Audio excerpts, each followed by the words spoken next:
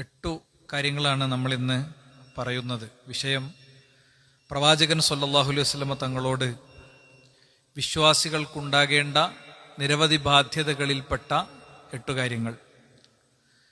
ഒറ്റവാക്കിൽ നമ്മൾ ചോദിക്കുകയാണെങ്കിൽ മക്കളോട് നമുക്കുള്ള ബാധ്യതകൾ എന്തൊക്കെയാണ്, മക്കളോട് നമുക്കുള്ള ബാധ്യതകൾ എന്തൊക്കെയാണ് എന്ന് ഞാൻ ചോദിക്കുമ്പോൾ ഒരുപക്ഷെ നിങ്ങളുടെ മനസ്സിൽ കുറച്ച് കാര്യങ്ങളൊക്കെ ഇങ്ങനെ വരുന്നുണ്ടാവും. മാതാപിതാക്കളോടുള്ള ബാധ്യതകൾ എന്തൊക്കെയാണ് എന്ന് ചോദിക്കുമ്പോഴും വരുന്നുണ്ടാകും. എന്നാൽ റസൂലുള്ളാഹി സ്വല്ലല്ലാഹു അലൈഹി വസല്ലം തങ്ങളോട് നമുക്കുള്ള ബാധ്യതകൾ എന്തൊക്കെയാണ്? ഏതാനും സെക്കൻഡുകൾ ഒരു ബഫർ ടൈം ഇടുകയാണ്. റസൂലുള്ളാഹി സ്വല്ലല്ലാഹു അലൈഹി വസല്ലം തങ്ങളോട് നമുക്കുള്ള ബാധ്യതകൾ എന്തൊക്കെയാണ്? ധാരാളം ബാധ്യതകളുണ്ട്. ഒരു ഖുത്ബയിൽ എല്ലാം കൂടി നമുക്ക് പറയാൻ പറ്റില്ല. പക്ഷേ ഫറലായ 8 കാര്യങ്ങളാണ്. അതില്ലെങ്കിൽ അയാൾ വിശ്വാസിയല്ല. അങ്ങനത്തെ 8 കാര്യങ്ങളാണ് നമ്മൾ ഇന്ന് പഠിക്കുന്നത്. അതില്ലെങ്കിൽ അയാൾ നിസ്കരിച്ചതുകൊണ്ടും നോമ്പ് നോറ്റതുകൊണ്ടും ഇസ്ലാമിന്റെ ചിഹ്നങ്ങളിൽ കുറച്ചൊക്കെ പാലിച്ച് ജീവിച്ചതുകൊണ്ടും കാര്യമില്ല. അങ്ങനത്തെ 8 കാര്യങ്ങളാണ് ഞാൻ പറയുന്നത്. ആ 8 കാര്യങ്ങളിൽ എത്രണ്ണം നമുക്ക് ഓർമ്മയിൽ വരുന്നുണ്ട് എന്ന് വെറുതെ ഒന്ന് എല്ലാവരും ഒന്ന് ചിന്തിച്ചു നോക്കുക. അപ്പോൾ നമുക്ക് നമ്മളെ ഒന്ന് വിലയിരുത്താനും നമുക്ക് നമ്മളെ തിരുത്താനും ഒക്കെ സാധിക്കും. അതിലൊന്നാമത്തെ കാര്യം പ്രവാചകത്വത്തിലുള്ള വിശ്വാസമാണ്. അള്ളാഹുവിൻ്റെ റസൂൽ സല്ലല്ലാഹു അലൈഹി വസല്ലം അന്തിമ പ്രവാചകനാണ് എന്നും പ്രവാചക തിരുമേനിയുടെ അടുക്കൽ 600 ചിറകുകളുള്ള ജിബ്രീൽ എന്ന മലക്ക് പലവരും വന്നിട്ടുണ്ടെന്നും ആ ഘട്ടങ്ങളിലൂടെ റസൂലുള്ളാഹി സ്വല്ലല്ലാഹു അലൈഹി വസല്ലം തങ്ങൾക്ക് അവതരിച്ച് കിട്ടിയ വിശുദ്ധ ഖുർആൻ സമൂഹത്തിലേക്ക് എത്തിക്കുക എന്ന ബാധ്യതാ നിർവഹണമായിരുന്നു റസൂലുള്ളാഹിയുടെ ഉത്തരവാദിത്തമെന്നും ഒക്കെയുള്ള ശരിയായ വിശ്വാസമാണ്. അത് ബോധ്യപ്പെട്ട് വിശ്വസിക്കുക എന്നുള്ളതാണ്.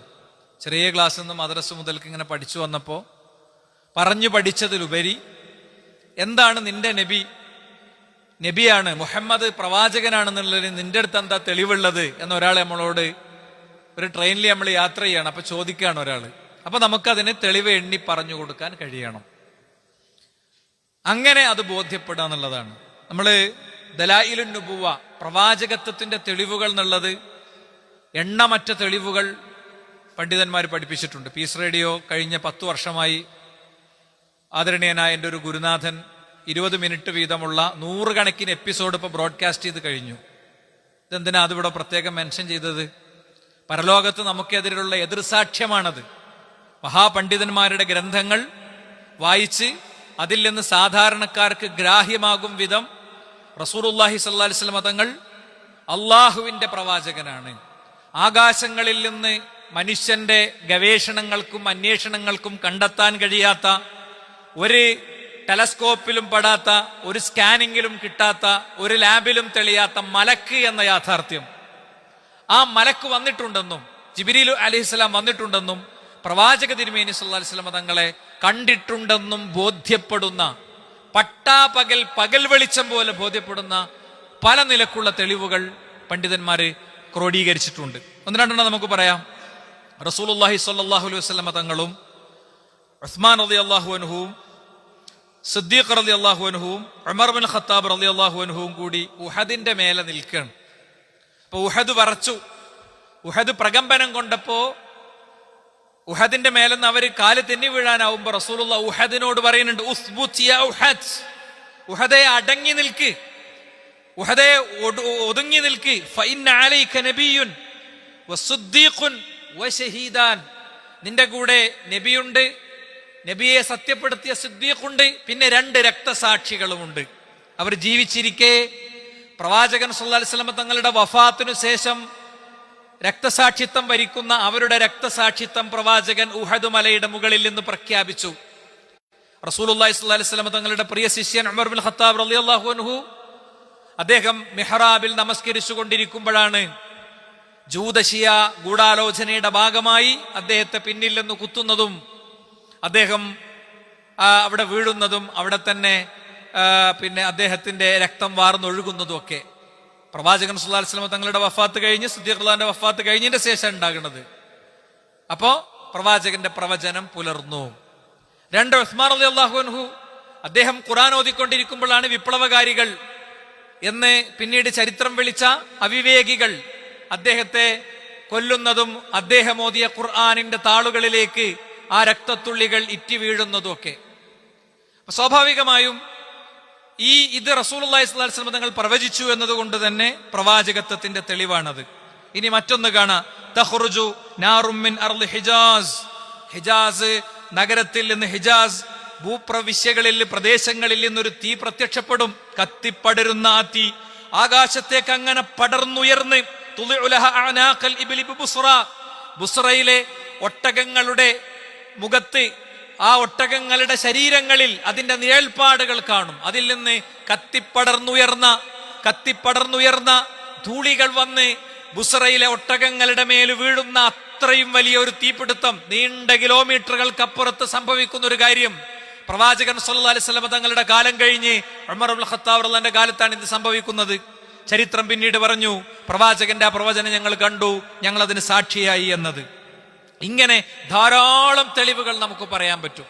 ഇൻഷാ അല്ലാഹ് ഒരു സമയമെടുത്ത് ചില കാര്യങ്ങൾ പിന്നീട് നമുക്ക് പഠിക്കാം. ചില സൂചനകൾ പറഞ്ഞു പോവുകയാണ്. അപ്പോ ഒന്ന്, പ്രവാചകനാണെന്നുള്ളതിന്റെ തെളിവുകൾ ആധുനിക കാലത്ത് നിന്നുകൊണ്ട് പറയാവുന്ന ധാരാളം കാര്യങ്ങളുണ്ട്, അല്ലെ?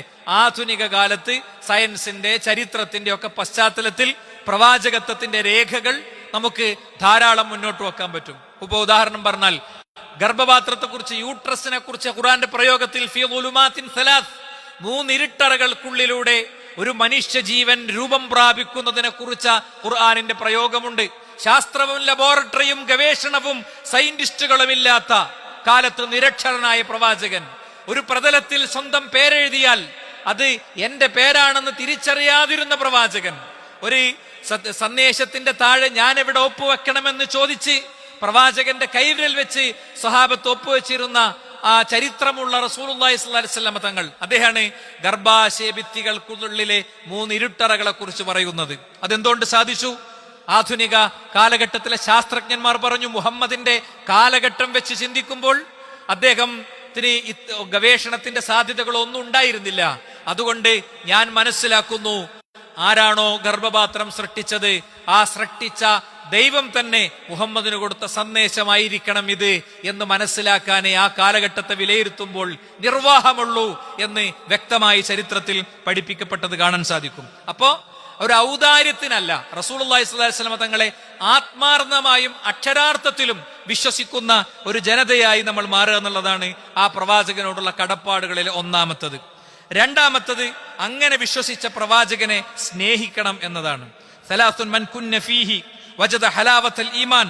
3 ഗുണങ്ങളുള്ളവർക്ക് ഈമാനിന്റെ രുചി കിട്ടി. ബിരിയാണിക്ക് രുചിയുണ്ട്, കഴിക്കണ ഭക്ഷണത്തിനൊക്കെ രുചിയുണ്ട്, അല്ലെ, മണമുണ്ട്. എങ്കിൽ ഈമാനിനും മധുരമുണ്ട്. ഈമാനിന്റെ മധുര ആർക്ക് കിട്ടുക? അയ്യകൂന അല്ലാഹു വറസൂലുഹു അഹബ്ബ ഇലൈഹി മിമ്മാ സിവാഹുമാ. മറ്റെന്തിനേക്കാളും അല്ലാഹുവും റസൂലും പ്രിയപ്പെട്ടതാകുക. അല്ലാഹുവിനും റസൂലിനും വേണ്ടി എന്തും ത്യജിക്കാൻ തയ്യാറാകുക. അവരെങ്ങനെ ചിന്തിക്കോ? ഞാൻ ദീനിയായ ഈ സ്റ്റാൻഡ് സ്വീകരിച്ച ഇവരിങ്ങനെ ചിന്തിക്കോ? ഇതിപ്പോ അങ്ങനെ പറഞ്ഞാൽ ഞാൻ സോഷ്യൽ മീഡിയ വിചാരണയ്ക്ക് വിധേയമാക്കപ്പെടോ? ഞാൻ നിലപാടെടുത്താൽ ഞാനൊരു മതേതരൻ അല്ലാതിരിക്കോ? ഞാനൊരു സെക്യുലർ സമൂഹത്തിന് എതിർ നിൽക്കുന്നവനാകോ? നമ്മൾ മതേതരൻ അല്ലാതിരുന്നാ മതി. മനസ്സിലായില്ലേ? നമ്മള് മതേതരത്വത്തിന്റെ വിരുദ്ധനല്ലാതിരുന്നാ മതി. ജനങ്ങൾ എന്തു ചിന്തിക്കുന്നു എന്നുള്ള വിഷയമല്ല. നമ്മൾ സ്വീകരിക്കേണ്ട നിലപാടും നമ്മൾ എടുക്കേണ്ട സമീപനവും സ്വസ്ഥമായി സ്വീകരിച്ച് മുന്നോട്ട് പോകാവുന്ന ഒരു ഭരണഘടന നമ്മളെ സംബന്ധിച്ചിടത്തോളം ഉണ്ട്. ആ ഭരണഘടന ആരുടെയും ഔദാര്യമല്ല, നമ്മുടെ കഴിഞ്ഞ തലമുറയുടെ ജീവനും രക്തവും കൊടുത്ത് അവരുണ്ടാക്കിയെടുത്തതാണ്, അല്ലെ? അത് ഔദാര്യത്തിന് ആരോ എഴുതി ചേർത്ത അവകാശങ്ങളും റൈറ്റുകളും അല്ല. കൃത്യമായി ഇടപെടേണ്ട കാലഘട്ടത്തിൽ മുൻഗാമികൾ ഇടപെട്ടും പണിയെടുത്തും അധ്വാനിച്ചും മതത്തിൽ നിന്ന്, വേദഗ്രന്ഥത്തിൽ നിന്ന്, ഖുർആനിൽ നിന്ന് പ്രചോദനം ഉൾക്കൊണ്ട് അവർ നേടിയതാണ്. രാത്രിയിൽ മുഴുവൻ ഖുർആനിന്റെ പരിഭാഷ എഴുതിയ അബുൽ കലാം ആസാദ് പകൽ മുഴുവൻ ഗാന്ധിജിക്കൊപ്പം സമരപ്പന്തലിലിരുന്ന് സമരം നയിച്ച് നേടിയത് തന്നെയാണ്. അങ്ങനത്തെ മഹാവ്യക്തിത്വങ്ങൾ നേടിയത് തന്നെയാണ്. കുത്തബ് മിനാറിന്റെ മുകളിൽ വന്ന് ഒരു മാലാഖ പറഞ്ഞു എന്ന് വിചാരിക്കുക, ഒരു മലക്ക് പറഞ്ഞു എന്ന് വിചാരിക്കുക, നിങ്ങൾ ഹിന്ദുക്കളും മുസ്ലിങ്ങളും തമ്മിൽ തെറ്റുകയാണെങ്കിൽ, തല്ലുകയാണെങ്കിൽ നിങ്ങൾക്ക് ഞാൻ ഈ രാജ്യത്ത് സ്വതന്ത്ര ഇസ്ലാമിക രാഷ്ട്രം ഉണ്ടാക്കിത്തരാന്ന് പറഞ്ഞാൽ ഞങ്ങൾക്കത് വേണ്ട എന്ന് പറയും എന്ന് പഠിപ്പിച്ചവരാണ്. അതിന്റെ അർത്ഥം ആചാരങ്ങൾ അങ്ങോട്ടും ഇങ്ങോട്ടും കൊടുക്കണം, വാങ്ങണമെന്നല്ല. ആചാരങ്ങൾ കൊടുക്കാതെയും വാങ്ങാതെയും ഈ സൗഹൃദങ്ങൾ ഈ സൗഹൃദങ്ങൾ ശരിയായി നിലനിർത്തി മുന്നോട്ട് പോകാൻ കഴിയും. അങ്ങനെ ജീവിക്കുന്ന 10,000 അവിടെ ഉണ്ട്. ആരുടെയും മുന്നിൽ കുനിയേണ്ടതില്ല, തലകുനിക്കേണ്ടതില്ല, മുട്ടുകുത്തേണ്ടതില്ല എന്നത് കൃത്യമായി പറയും. ഇനി ഒരാളെ സ്നേഹിക്കുമ്പോ അള്ളാഹുവിന് വേണ്ടി സ്നേഹിക്കുക. എന്താണ് ഇഷ്ടത്തിന്റെ കാരണം? അയാൾ എനിക്ക് എന്തെങ്കിലും ആനുകൂല്യം തരുന്നുള്ളതല്ല. ഇസ്ലാമിന്റെ പേരിൽ, വിശ്വാസത്തിന്റെ പേരിൽ പരസ്പരം ജീവിക്കുന്ന, സ്നേഹിക്കുന്ന ആളുകൾക്ക്.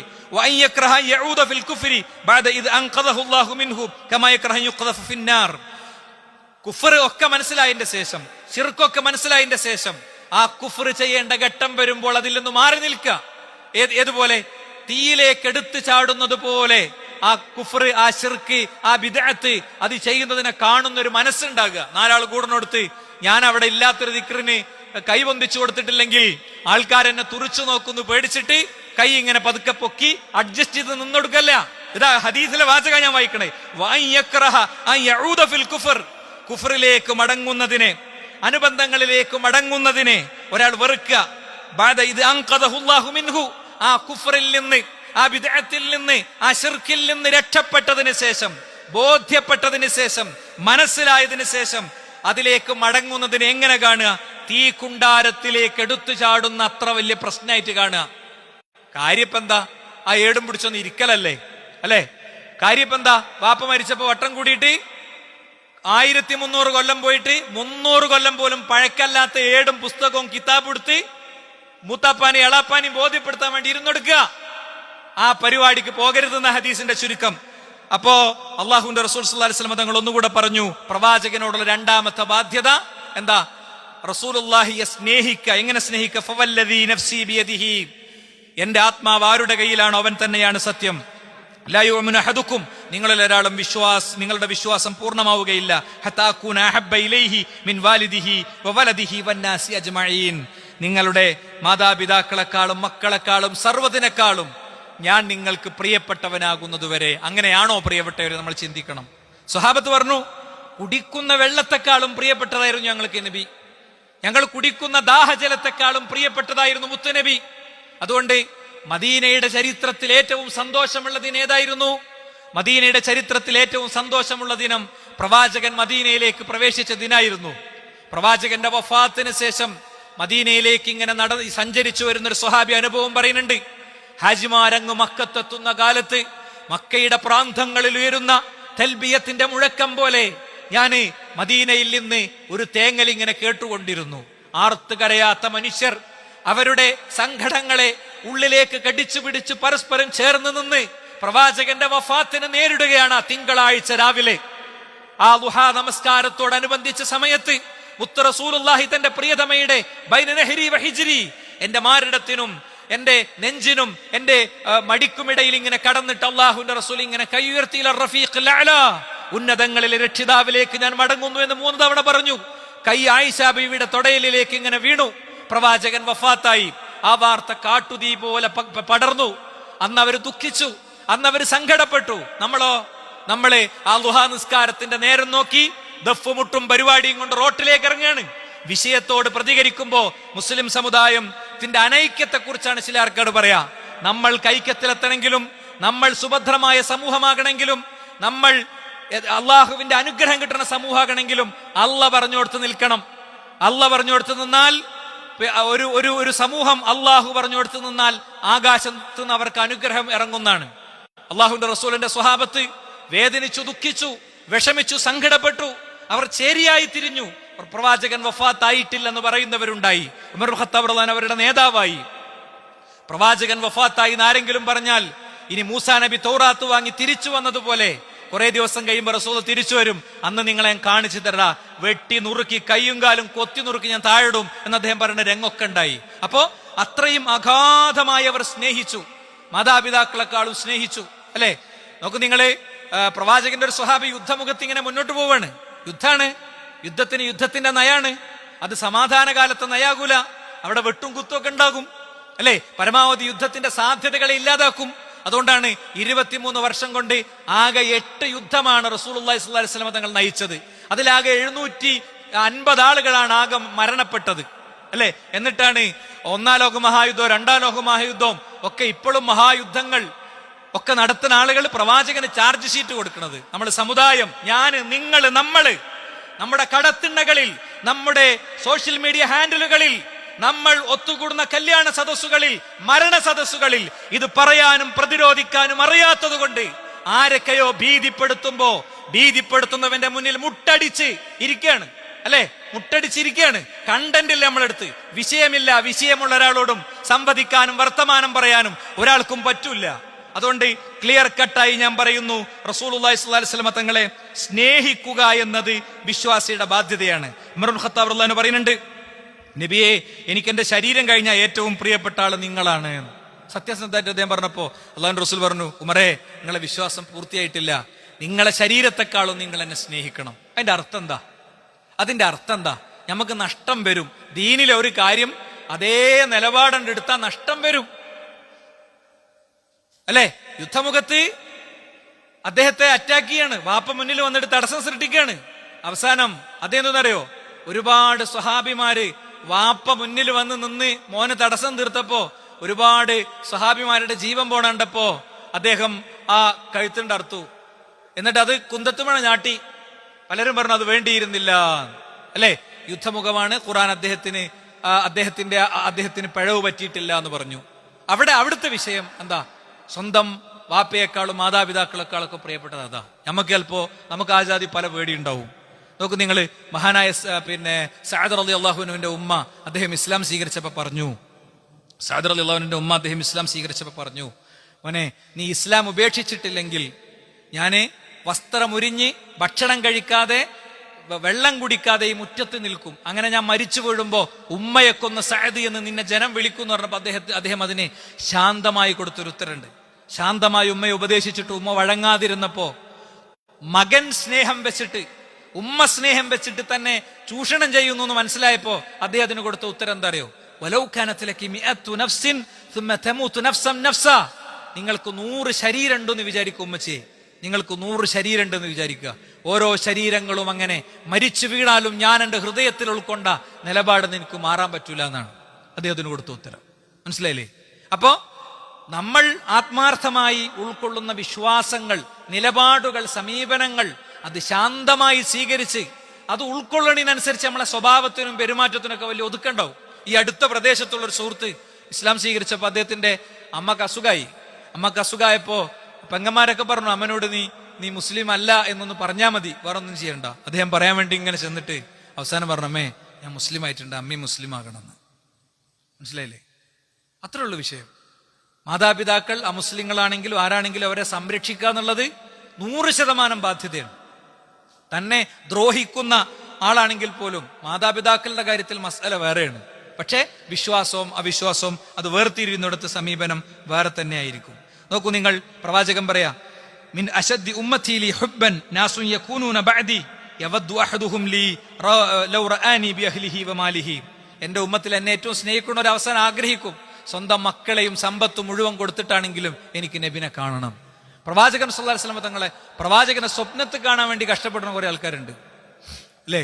പ്രവാചകനെ സ്വപ്നത്തിൽ കാണാൻ വേണ്ടി കഷ്ടപ്പെടുന്ന, അതിനുള്ള ദിക്റും അതിനുള്ള പ്രത്യേക ദുആയും ഇസ്ലാമിലുള്ള ധാരാളം ദിക്റും ദുആക്കുണ്ട്. ആരോ ഫാബ്രിക്കേറ്റഡ് ആയി ആരോ പണിതുണ്ടാക്കിയ ദിക്റും ചൊല്ലി പ്രവാചകനെ കാണണമെന്നും വിചാരിച്ചിരിക്കുകയാണ്. പ്രവാചകൻ സല്ലല്ലാഹു അലൈഹി വസല്ലം തങ്ങൾ സ്വപ്നത്തിൽ പ്രത്യക്ഷപ്പെട്ടാൽ പ്രവാചകൻ സല്ലല്ലാഹു അലൈഹി വസല്ലം തങ്ങളുടെ രൂപത്തിൽ ശൈത്താന് വരാൻ പറ്റില്ല എന്ന ഹദീസിലുണ്ട്. അത് ഹക്കാണ്. പക്ഷേ ഈ വന്നത് പ്രവാചകനാണോ അല്ലേ എന്ന് മനസ്സിലാക്കാനുള്ള എന്ത് ഡൂളാ നമ്മുടെ അടുത്തുള്ളത്? എന്തിലുണ്ടോ? അതുകൊണ്ട് തന്നെ പ്രവാചകനോ സഹാബത്തോ മുൻഗാമികളോ നബിനെങ്ങനെ സ്വപ്നത്ത് കാണാനല്ല, സ്വർഗത്ത് കാണാനാണ്. സ്വർഗത്ത് കാണാനുള്ള പണിയെടുക്കേണ്ടത്. ആ സ്വർഗത്ത് കാണാനുള്ള പണി എന്താ? പ്രവാചകനെ ആത്മാർത്ഥമായിട്ട് സ്നേഹിക്കുക, പ്രവാചകൻ സ്നേഹിക്കാൻ പറഞ്ഞതുപോലെ സ്നേഹിക്കുക. അതെങ്ങനെയാണ്? ആ പ്രവാചകനെ സ്നേഹിക്കൽ എങ്ങനെയാണ്? അതുകൂടി നമ്മൾ പഠിക്കണം. സ്വഹാബത്തിന്റെ സ്നേഹം നോക്കൂ നിങ്ങൾ. പ്രവാചകന്റെ സ്വഹാബത്ത് പറഞ്ഞെന്തറിയോ? ഉഹദ് നടക്കാണ്, അമ്പുകൾ മുഴുവൻ പ്രവാചകന്റെ നെഞ്ചിലേക്കാണ്. 10 സ്വഹാബിമാരാണ് പ്രവാചകന്റെ കൂടെ ആകെ ബാക്കിയുള്ളത്. അവര് പ്രവാചകന്റെ ചുറ്റും നിന്നിട്ട് പറഞ്ഞു, ഫിദാക അബീ വ ഉമ്മീ യാ റസൂലല്ലാഹ്, അല്ലാഹുവിന്റെ റസൂലേ, ഞങ്ങളുടെ ഉമ്മയെയും ഉപ്പയെയും അടക്കം നിങ്ങൾക്ക് ജീവബലി നൽകിയിരിക്കുന്നു. നഹരി ദൂന നഹറക്, നബി അവിടെ ഇരിക്കൂ, നിങ്ങളുടെ നെഞ്ചിലേക്കല്ല ഞങ്ങളുടെ നെഞ്ചിലേക്ക് വരട്ടെ. അങ്ങനെ അനസ് ബിൻ നളീറിന്റെ ശരീരത്തിലേക്ക് ഇങ്ങനെ അസ്ത്രങ്ങൾ വന്നിട്ട് അദ്ദേഹത്തിന്റെ ശരീരത്തിൽ അത് തറച്ചിട്ട് അദ്ദേഹത്തെ തിരിച്ചറിയാൻ കഴിഞ്ഞിരുന്നില്ല എന്നാണ്. മുഖമോ ഒന്നും നോക്കിയിട്ട് അവസാനം അദ്ദേഹത്തിന്റെ പെങ്ങള് വിരലിന്റെ അറ്റത്തുള്ള ഒരു അടയാളത്തിൽ നിന്ന് ഇതെന്റെ ഇക്കാക്കയാണ് നബിയെ, ഇത് അനസ് ബിൻ നളീറാണ് എന്ന് ഐഡന്റിഫൈ ചെയ്തു എന്ന് ചരിത്രത്തിൽ കാണാം. ഈ സ്നേഹത്തിന് പകരാണ് റബീഉൽ അവ്വൽ മാസത്തിൽ നമ്മൾ എന്തൊക്കെയോ ആടിയും പാടിയും നടക്കണേ അല്ലേ? ഇനി ശരി, അത് അള്ളാഹുവിന്റെ റസൂൽ പഠിപ്പിച്ചിട്ടുണ്ടെങ്കിൽ ഒരു കുഴപ്പമില്ല.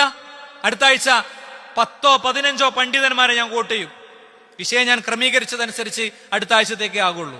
എന്തേ, നിങ്ങൾ പഠിച്ചോളി. ആ ടെക്സ്റ്റ് മുഴുവൻ നിങ്ങൾക്ക് ഞാൻ തരാം. എന്നിട്ട് നിങ്ങൾ കൊണ്ടേ കൊടുക്കും. ആരെയും വെല്ലുവിളിക്കാനൊന്നുമല്ല. അള്ളാഹുവിന്റെ റസൂല് പഠിപ്പിച്ച ഒരു നബി സ്നേഹമുണ്ട്. അത് ചരിത്രത്തിൽ പലവരും നമ്മൾ വായിക്കുന്നുണ്ട്, ആവർത്തിച്ച് നമ്മൾ വായിക്കുന്നുണ്ട്. അതാണ് യഥാർത്ഥത്തിൽ നമുക്കുണ്ടാകേണ്ടത്. പ്രവാചകൻ സല്ലല്ലാഹു അലൈഹി വസല്ലം തങ്ങൾ അറ്റാക്ക് ചെയ്യപ്പെടുന്നതിന്റെ ഇടയ്ക്ക് ഒരു മലയിലേക്ക് ഇങ്ങനെ മാറി നിൽക്കാൻ നോക്കുന്ന പ്രവാചകനെ കുനിഞ്ഞു നിന്ന് ത്വൽഹ പറഞ്ഞു, നബി ഇവിടെ ചവിട്ടിയിട്ട് അങ്ങോട്ട് കയറിക്കോളൂ. ചവിട്ടി കയറി ആ കുന്നത്ത് കയറി നിന്നിട്ട് പ്രവാചകൻ പറയുന്നുണ്ട്, ഔജബ ത്വൽഹക്ക് സ്വർഗം നിർബന്ധമായിരിക്കുന്നു എന്ന്. അപ്പൊ ആ നിലക്ക് നമ്മളെ സംബന്ധിച്ചിടത്തോളം നമുക്ക് ധാരാളം കടമകളും ബാധ്യതകളും റസൂലുള്ളാഹി സ്വല്ലല്ലാഹു അലൈഹി വസല്ലമ തങ്ങളോടുണ്ട്. ഇനി നോക്കൂ നിങ്ങൾ, മൂന്നാമത്തത് എന്താ? നബിയുടെ സ്വഭാവം അതേപോലെ സ്വീകരിക്കുക എന്നുള്ളതാണ്. ഇന്നമാ ബുഇസ്തു ലിഉതമ്മിമ മകാരിമൽ അഖ്ലാഖ്, സൽഗുണങ്ങൾ സമ്പൂർത്തീകരിക്കാൻ വേണ്ടിയാണ് ഞാൻ വന്നിട്ടുള്ളത്. അപ്പൊ നമുക്കൊക്കെ, എനിക്കാണെങ്കിലും നിങ്ങൾക്കാണെങ്കിലും നമുക്ക് ആർക്കാണെങ്കിലും പലതരം സ്വഭാവ പ്രശ്നങ്ങളുണ്ട്, പലതരം പെരുമാറ്റ പ്രശ്നങ്ങളുണ്ട്. അത് ഓരോന്നോരോന്ന് തിരുത്തലാണ് പ്രവാചക സ്നേഹം, അത് പകർത്തലാണ് പ്രവാചക സ്നേഹം. അയൽപക്ക ബന്ധങ്ങളിൽ കുഴപ്പങ്ങളുണ്ട്, എന്ത് ചെയ്യാ? അവരോട് പോയി സലാം പറഞ്ഞത് തിരുത്തുക. ജ്യേഷ്ഠനും അനിയനും തമ്മിൽ തെറ്റിയിട്ടുണ്ട്, അത് തിരുത്തുക. നമ്മൾ പലിശക്കെടുക്കുന്നുണ്ട്, അത് ഒഴിവാക്കുക.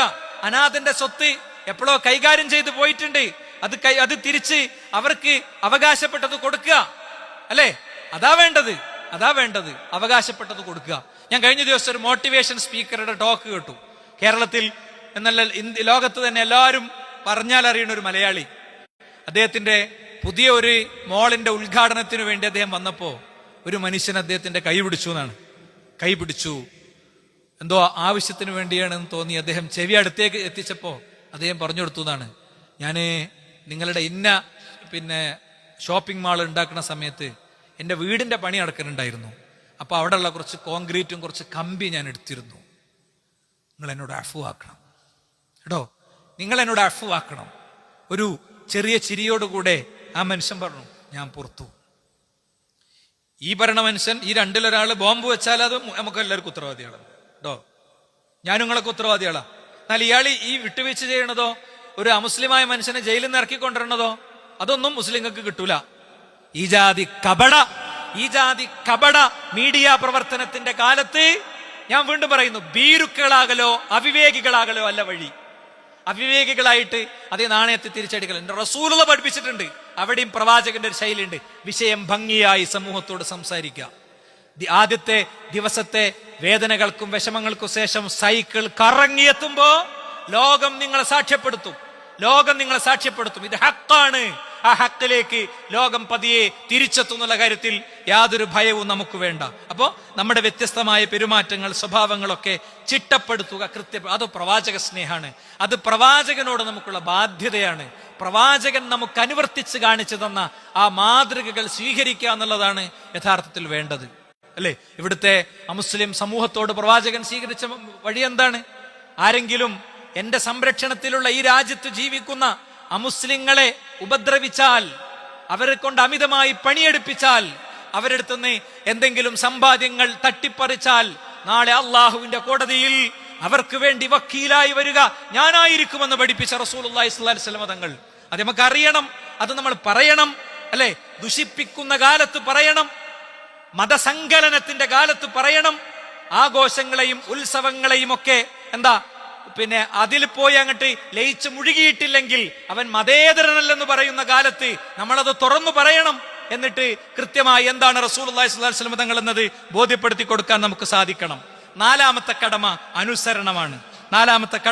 റസൂലുള്ളാഹി സ്വല്ലല്ലാഹു അലൈഹി വസല്ലം തങ്ങൾക്കുള്ള അനുസരണമാണ്. വാതിഉല്ലാഹ വാതിഉർ റസൂൽ വഹ്ദറു, നിങ്ങൾ അല്ലാഹുവിനെ റസൂലിനെ അനുസരിക്കണം. വമാ ആതാകുമുർ റസൂലു ഫഖുദു, റസൂൽ നിങ്ങൾക്ക് കൊണ്ടുവന്നത് നിങ്ങൾ സ്വീകരിക്കണം. വമാ നഹാകും അൻഹു ഫൻതഹു, നിങ്ങൾക്ക് വിലക്കിയത് നിങ്ങൾ വിലങ്ങി നിൽക്കണം. വത്തഖുല്ലാഹ്, നിങ്ങൾ അല്ലാഹുവിനെ സൂക്ഷിക്കണം.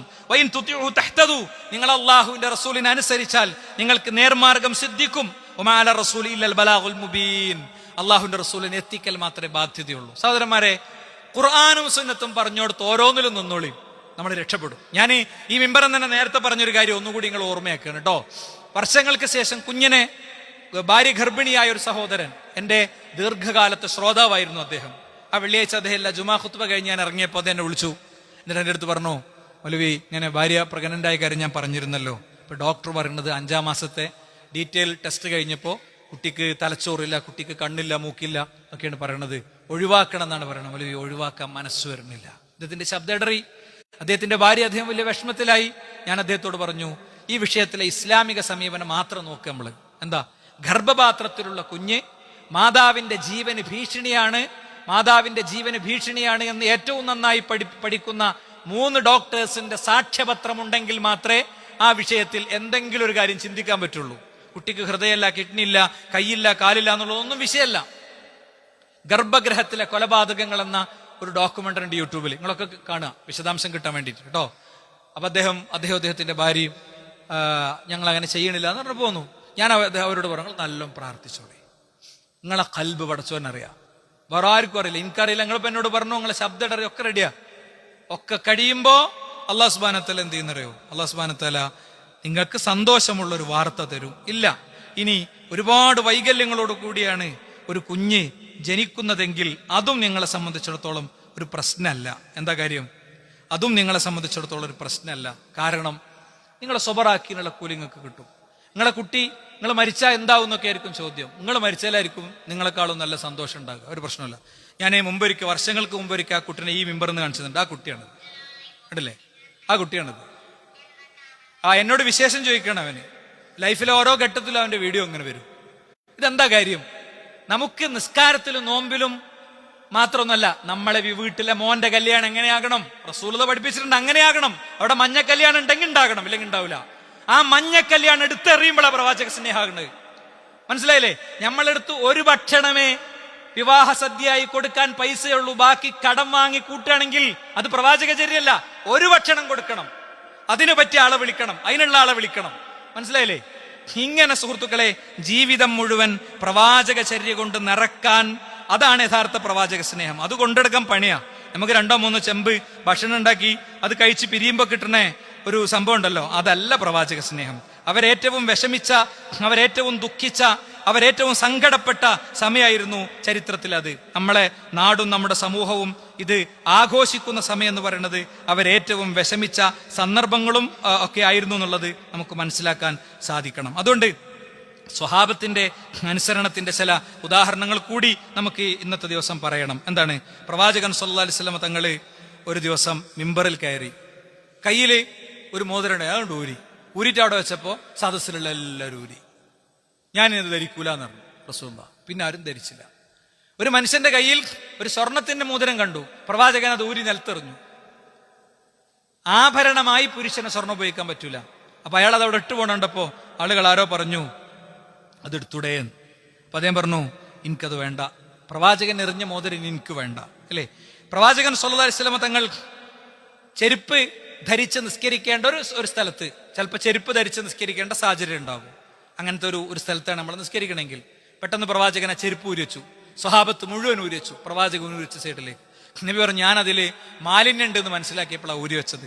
പ്രവാചകനെ ഇത്രയും അനുസരിച്ചൊരു ജനത എല്ലാ കാര്യത്തിലും, ജീവിതത്തിന്റെ സമഗ്ര മേഖലയിൽ നിങ്ങൾ നോക്ക്, മനോഹരമായ ഒരു രംഗം കാണാൻ പറ്റും. ഖൈബർ വിജയിച്ച മുസ്ലിങ്ങൾ, അസബ്ന ഹുംറൻ ഖാരിജൻ മിനൽ ഖറിയതി ഫതബഖ്ന മിൻഹാ, ഞങ്ങൾക്ക് അവിടെ നിന്ന് ഒരു നാട്ടു കഴുതയെ കിട്ടി. ഞങ്ങള് ആ നാട്ടുകഴുതയെ അറുത്ത് വേവിച്ച് ഭക്ഷണം വെച്ചു. ഒക്കെ വിളമ്പാൻ നിൽക്കുമ്പോഴാണ് അല ഇന്നല്ലാഹ വറസൂലഹു യൻഹാനീകും അൻഹാ, ഈ നാട്ടുകഴുതയെ അറുത്ത് കഴിക്കുന്നത് പ്രവാചകൻ നിരോധിച്ചിട്ടുണ്ട് എന്ന ഒരു പ്രഖ്യാപനം അവിടെ വരികയാണ്. ഫഇന്നഹ റിജ്സും മിൻ അമലി ശൈത്താൻ, അതിനെ തിന്നാൻ പാടില്ല എന്ന കൽപ്പന വരികയാണ്. കേട്ടോളി. അപ്പൊ നമ്മളെന്താ പറയാ, ഇത് വെക്കണത് വരെ പറയാൻ ആളുണ്ടായില്ലേ, ഇതാണ് തിന്ന, ബാക്കി പിന്നെ നോക്കാം. നമ്മൾ എന്ത് ഡയലോഗായിരിക്കും പറയാന്ന് വേറുള്ളതല്ല, നമ്മളത് ആലോചിക്കുക. എന്നാൽ അവര് എന്താ ചെയ്തു, വഇന്നഹാ ലതഫൂറു ബിമാ ഫീഹാ. എന്താ ആ കലം അതോടൻ കഴുത്തി, അതൻ കമഴ്ത്തി, എന്നിട്ട് അതിൽ നിന്നിങ്ങനെ പുക പൊന്തണത്, ആവി പൊന്തണത് ഞങ്ങൾ കണ്ടിരുന്നു. ഒരു കഷ്ണം ഒരാൾ എടുത്തില്ല. അതാ അനുസരണം.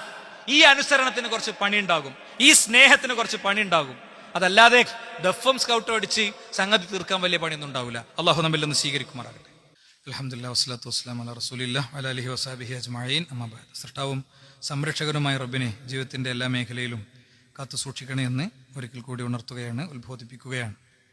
സഹോദരന്മാരെ, ബാക്കി 4 കാര്യങ്ങൾ കൂടിയുണ്ട്. 8 കാര്യമാണ് പറയുന്നത് ഞാൻ പറഞ്ഞിരുന്നത്. ബാക്കി 4 കാര്യങ്ങൾ അടുത്ത ആഴ്ച നമുക്ക് പൂർത്തീകരിക്കാം. ഒരു വാചകം ഞാൻ വായിക്കുകയാണ്.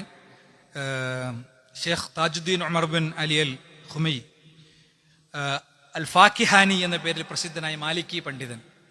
ആദ്യത്തെ പേര് പറഞ്ഞാൽ ആർക്കും മനസ്സിലാവില്ല, പക്ഷേ ഫാക്കിഹാനി എന്ന് പറഞ്ഞാൽ എല്ലാവർക്കും മനസ്സിലാവും. അദ്ദേഹത്തിന്റെ ഒരു ഇബാറത്ത്, ലാ അഅലമു ലിഹാദൽ മൗലിദി, നബിദിനാഘോഷത്തിന് ഒരു അടിത്തറയും അസ്ലൻ ഞാൻ കാണുന്നില്ല, ഒരു അസ്ലിനെയും കാണുന്നില്ല. ഫി കിതാബിൻ വല സുന്നത്തിൻ, അള്ളാഹുവിന്റെ കിതാബിലും ഇല്ല, സുന്നത്തിലും ഇല്ല.